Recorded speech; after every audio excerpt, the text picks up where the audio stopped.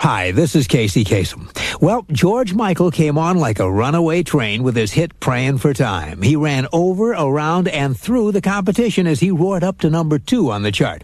But last week, George finally met an artist he couldn't move, the man at number 1, Phil Collins. Phil held off George and got a second week at the top spot with his hit Something Happened on the Way to Heaven. Phil and George are both ready for this week's rematch. To find out who comes out on top, join us as we count down the biggest hits in the USA right here on Casey's Top 40. Casey's biggest hits. 5 years ago this week, one of the biggest hits in the USA was Another Day in Paradise by a superstar who says his idea of paradise is the English village he calls home.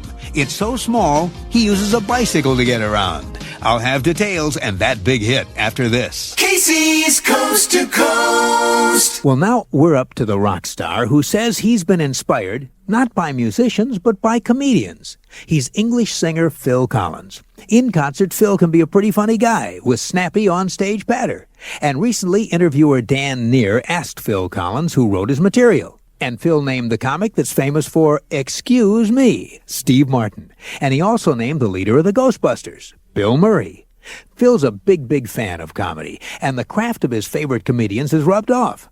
In between singing his songs, he says he just can't help tossing off a line from one of his favorite comics. Quote, I'm a big fan of Steve Martin, and on the recent tour, I tried very hard to avoid using too many Steve Martinisms. But it's become such a part of my vocabulary, part of my conversation, and I'll suddenly forget.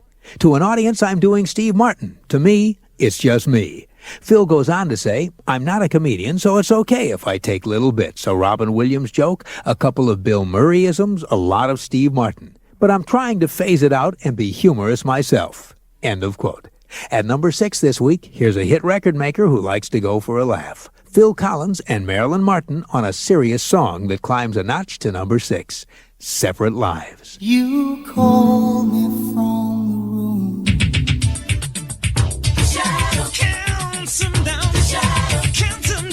You've got the Pulse of Pop, American Top 40 with me, Shadoe Stevens. And now let's dig deeper into the story behind an annual event in London. Once a year, some of the biggest stars in pop music gather on the same stage for a concert that benefits the Prince's Trust. Now, the Prince's Trust is named for the man who heads the organization, Prince Charles, and it was established to help underprivileged kids across England. And the giant names who turn up to play at the Prince's Trust's annual fundraising concert include Paul McCartney, Elton John, Eric Clapton, Mark Knopfler of Dire Straits, and Phil Collins.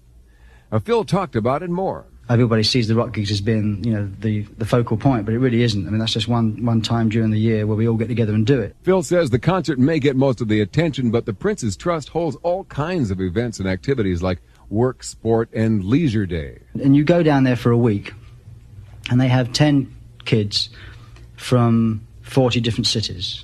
So you have about 400 kids down there. Then it's interesting to see how they get on.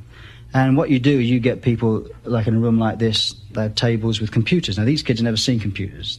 You just, they don't even know how to turn a computer on, and it scares the hell out of them. But you put them in a room and, teach them to do these things.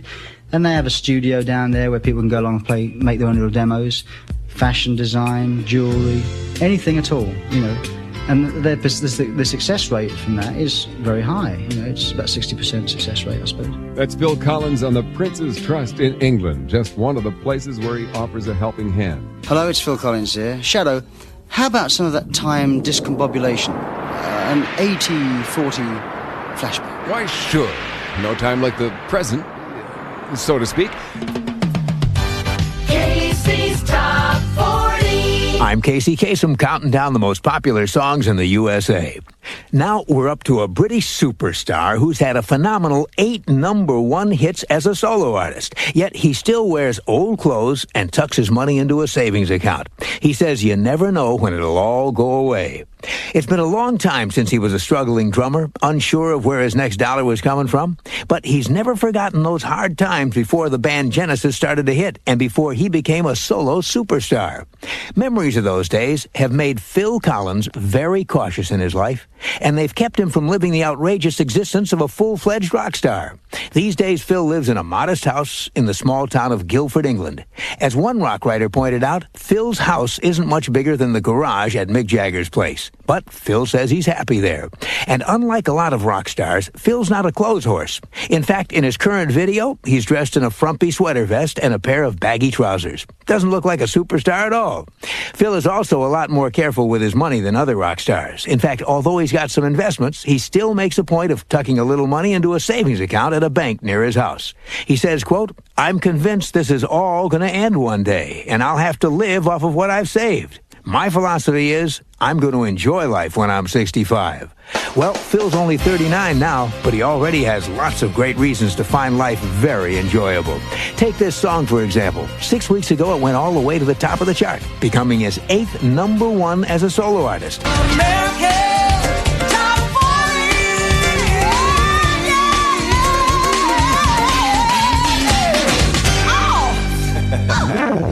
You've got AT40 with The Shadow. Here's a triple threat kind of guy. Singer, drummer, and songwriter Phil Collins does it all for Genesis. They're here at number 23 with their latest hit, Jesus, He Knows Me. And we had a chance to talk to Phil about his versatility, and here's how he rates his songwriting for Genesis. I've still written some of the best lyrics that anyone's ever written. No, I've just a joke. No, I've written some of the best stuff that I've written. Yeah, I think so. I mean, especially for Genesis. I mean, I think probably that includes my solo stuff too. I mean, I think there are a couple of songs on this album which I am very, very proud of, you know. Not that I'm not proud of the other things, but I mean, they're just areas that I feel like I've actually done very well in, you know.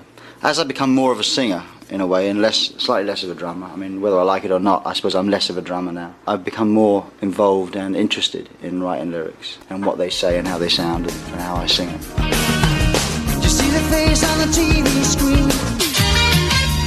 Casey's Top 40. Well, now we're up to the song Every Day. It's by a superstar who's known as a perfectionist, but he says the truth be told, he just makes up songs as he goes along.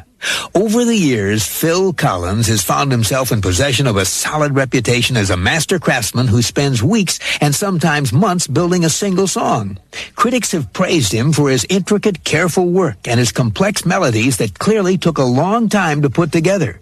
All that praise is music to Phil's ears, except that he says that's not exactly the way things are. His songs may sound as if they take a long time to record, but according to Phil, they don't take very long at all. And what's more, he doesn't plan anything he's going to do in advance. Phil says he just wings it. He goes into the studio without any pre-written music or lyrics, and then he lets his spirit flow and actually makes up his songs as the recording goes along. Phil says one of the most important things about his work is spontaneity, even if the result isn't technically perfect. Quote, "I usually keep the first take and leave in the mistakes. I guess people figure I made those mistakes on purpose."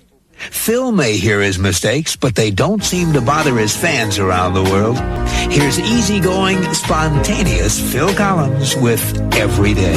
Casey's biggest hit. 5 years ago this week, one of the biggest hits in the USA was Another Day in Paradise by a superstar who says his idea of paradise is the English village he calls home. It's so small, he uses a bicycle to get around. Phil Collins lives in an ancient manor house in a small town on the Thames north of London.